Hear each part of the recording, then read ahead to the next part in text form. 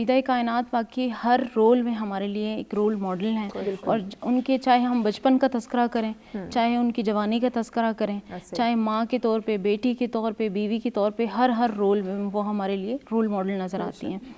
وہ واقعہ جس کا آپ تذکرہ کر رہی ہیں اور جس میں سیدہ کائنات نے شجاعت کا مظاہرہ کرتے ہوئے انہوں نے ان کو للکارا کفار کو اور ان کو کہا کہ تم سب برباد ہو جاؤ گے، اور آپ دیکھیے کہ وہ سارے کے سارے جو ساتوں کے ساتوں تھے وہ غزوہ بدر میں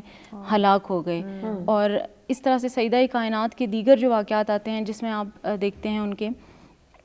کہ جب نبی علیہ السلام طائف سے تشریف لاتے ہیں، جب بہت زخمی حالت میں ہوتے ہیں، تو سیدہ کائنات جس طرح ان کے زخموں کی مرہم پٹی کرتے ہوئے نظر آتی ہیں اور جس طرح سے ان کو تسلی دیتے ہوئے نظر آتی ہیں، اسی طرح سے